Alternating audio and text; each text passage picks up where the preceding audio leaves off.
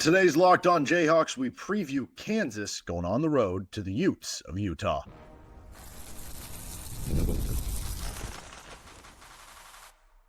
You are Locked On Jayhawks, your daily podcast on the Kansas Jayhawks. Part of the Locked On Podcast Network, your team every day.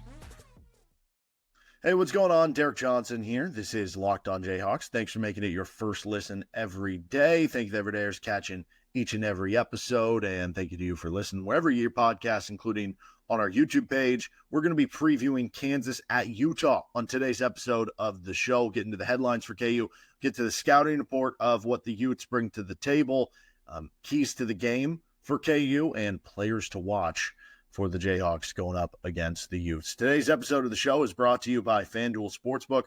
And right now, new FanDuel customers can get $150 in bonus bets if your first $5 bet wins. Do that with FanDuel. We'll get started with the opponent scouting report and the headlines for the KU-Utah game, then move to those keys to the game. And then after that, we'll finish up with the players to watch for this one. So headline number one here, Kansas is projected on KenPom to win their next 5 games with the inclusion of this one, which if you tail back to the Colorado game would mean 6 straight wins. They're projected to win this one by 7 points, which is the third closest, you would say. The BYU game is a 1-point game projection. The Texas Tech game at home is a 4-point. This is 7 points. So I guess this is more of a medium tier difficulty game for you, which makes sense because it's a road game. Winning on the road is hard. But going back to the idea of the schedule seemingly opening up for KU at this point in time, it only opens up if you take advantage of it, right? If you lose some of these games, that it just doesn't matter. We don't talk about it anymore, right? And for Kansas, needing momentum, needing to find themselves, needing to find that energy, needing to find the right lineups and rotation, it's not just about trying to win these games. It's about what the long haul can do for you, and then also trying to win these games to build that momentum and kind of get your confidence up. So can you take care of business, especially on the road, where so far this season you were just 3-5 on the year on the road. You were not good on the road last year either. That's been a consistent. It seemed like maybe they were starting to figure it out with that little 2-game road trip that they had in January, but that hasn't really carried over, for Kansas.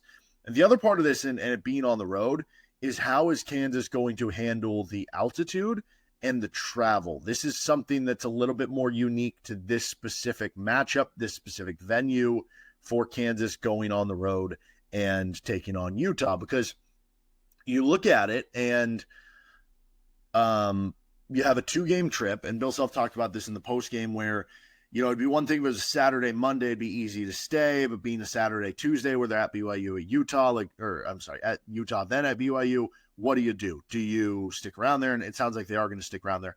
Maybe that's the best thing this team needs, that they'll just have like a day off in Utah that they can practice or whatever. They can do some sightseeing or something, because I don't know. I don't know that there's any locker room confrontations or fights or anything like that. I don't know that that's the case. Maybe there is, maybe there's not, right? And to be clear, that doesn't necessarily there's good teams that have that sort of stuff happen. So whatever. But it definitely doesn't feel like when you watch this team play that it's a super connected group, that it's a group that is willing to, metaphorically speaking, die for each other, right? You know what I mean? It doesn't feel like a group that has everybody's back to the very fullest. You know what I mean? And so maybe just having a day off where you're kind of on the road, you're away from home things and distractions and doing things you would normally do.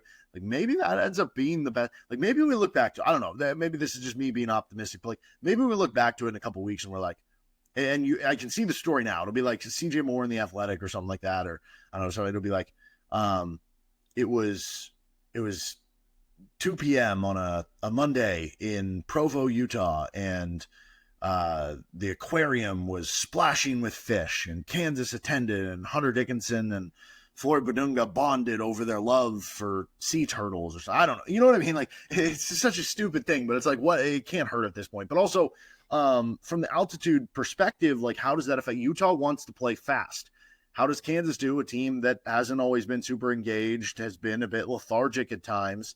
How do they do when it is hard? You have to exert more energy to match the same amount of energy you would when you're playing it up at altitude. And then how do you recover from this I know this is a bit of like getting into the BYU game too, but like, how do you recover from playing that game in the altitude and again re-bring up that energy for the game at BYU? So that'll be a challenge for KU in this one. Now Utah comes into it at 13-11 on the season and 5-8 in Big 12 play. They've won 2 straight at home, and they have a winning record at home in Big 12 play, even though they're just 5-8. They're 4-2 at home in Big 12 play, and they actually beat Colorado recently by a nearly identical score to what Kansas did. 72-59 was the win for Utah on their home floor. But this is a non-top 80 team on KenPom, to where, yeah, you're expected to, like, if you're going to find a way to win some road games, these are the ones that you kind of got to get, especially if you're Kansas and you already have dropped a lot of these other games, okay?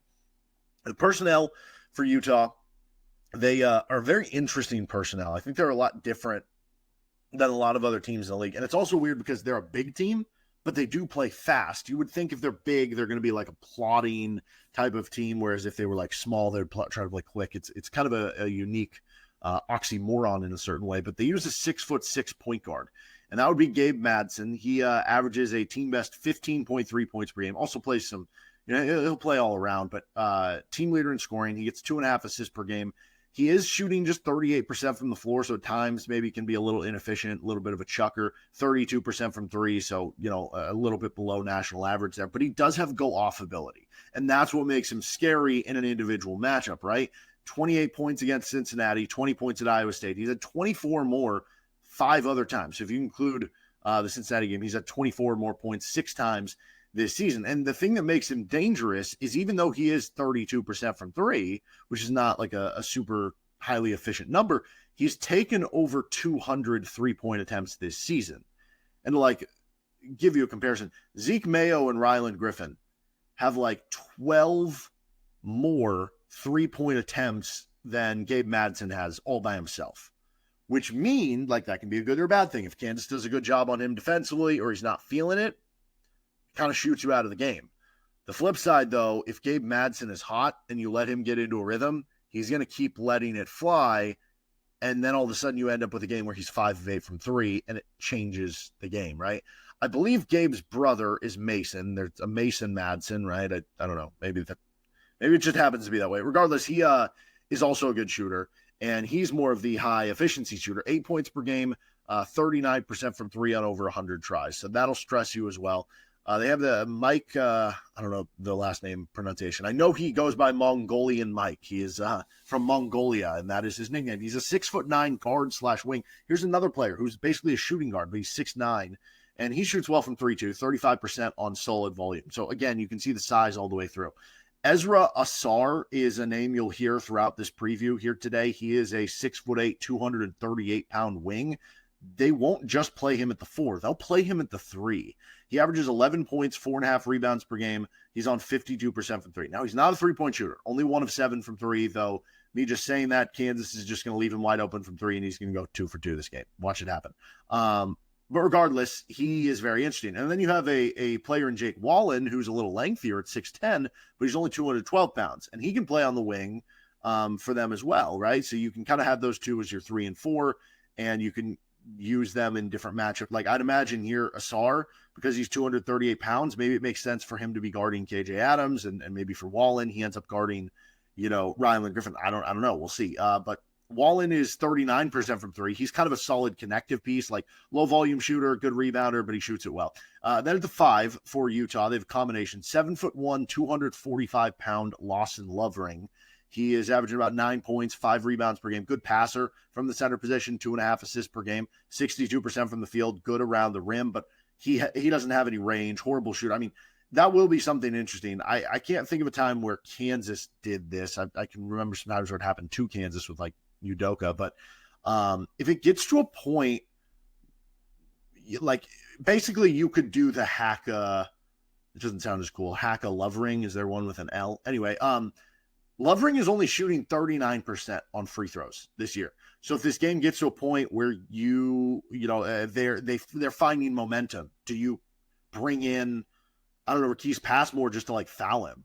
I don't know, kind of interesting. But then also 6'10", 235-pound Zach Keller, and then 6'9", 220-pound Keanu Dawes. Dawes plays the 4 and the 5, and Dawes is over 7 points, over 5 rebounds, 64, 39, 70 splits. He's been a good player for them too. A couple players that play smaller roles, look out for. 6'3" guard Hunter Erickson is 38% from three. And then Miro Little is a good passer for them.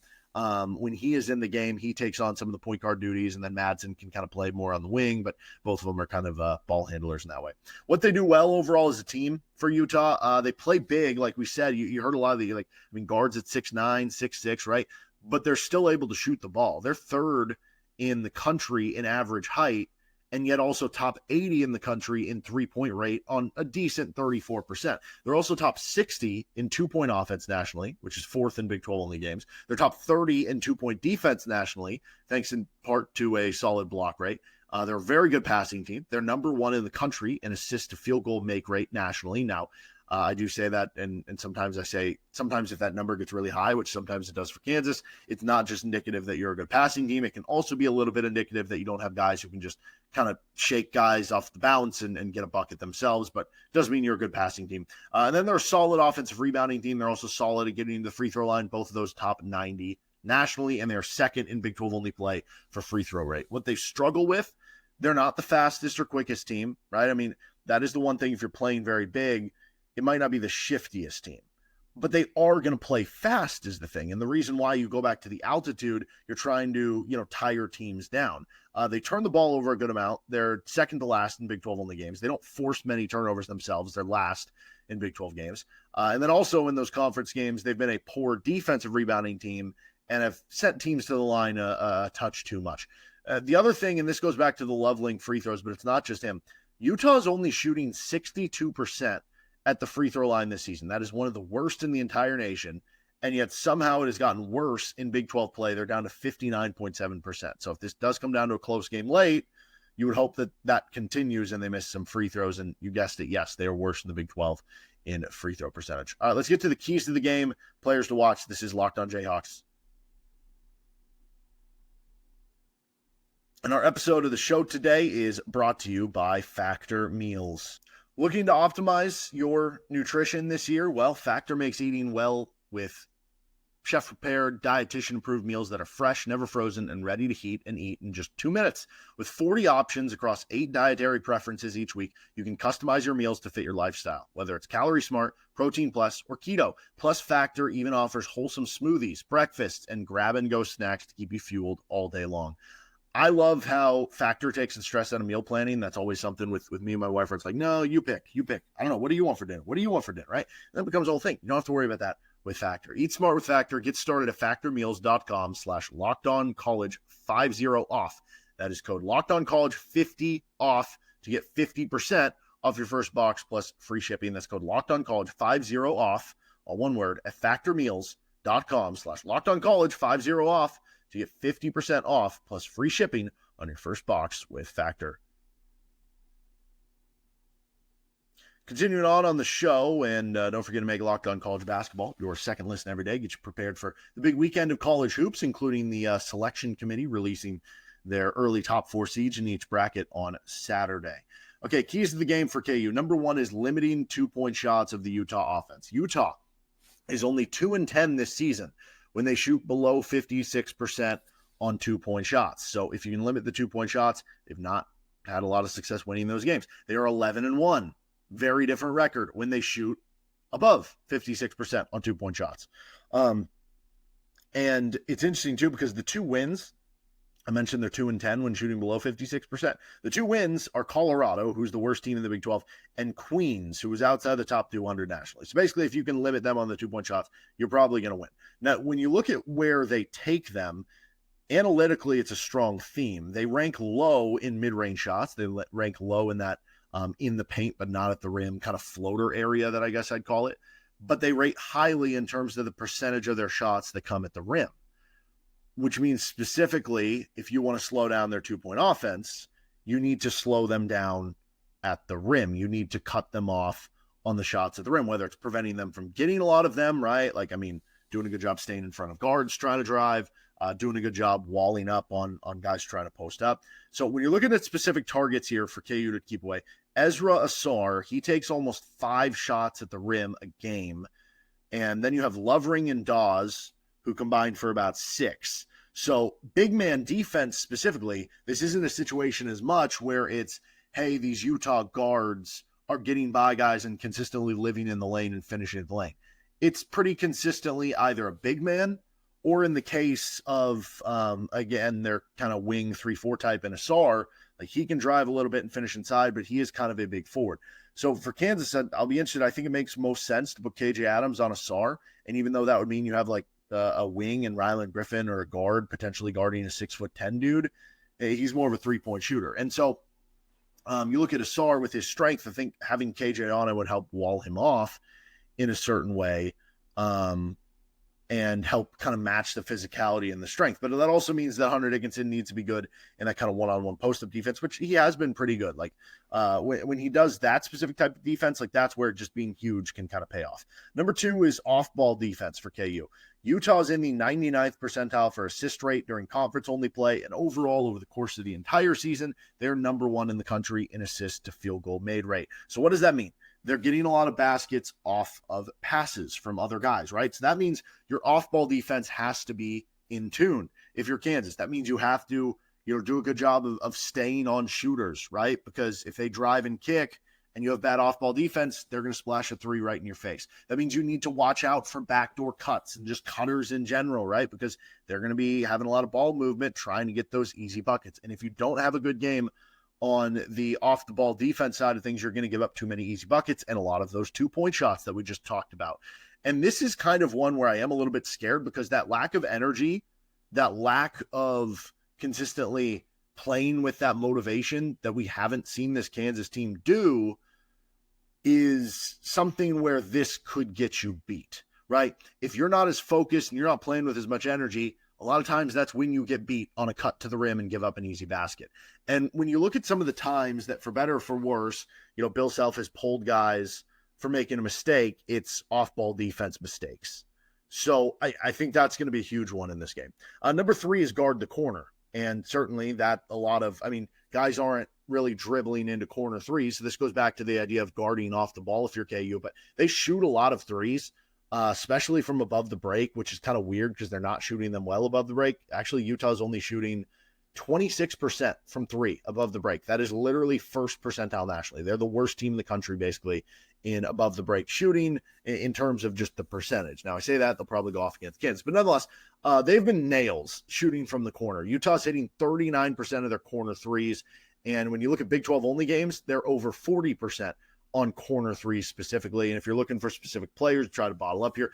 Gabe Madsen leads the Utes in attempts from the corner. He's hitting them at a 37% clip. Hunter Erickson off the bench is shooting 36% from the corner. And then Jake Wallen, who going back to, okay, if you have a guard or a wing on Wallen at 6'10", so that you can put KJ, on Asar.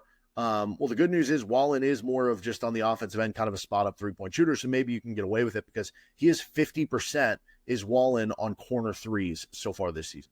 Let's get to our players to watch. Maybe it's some of those guys. Maybe it's somebody else. This is Locked On Jayhawks.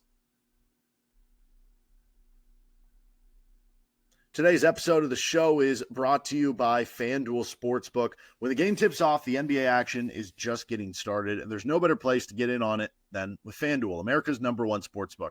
With FanDuel, you can place live bets throughout the game, so even if you missed the opening tip or want to bet on a fourth quarter comeback, you can stay in on the action. And if you're looking for a bigger payout, you can even try to combine your live bets into a same-game parlay.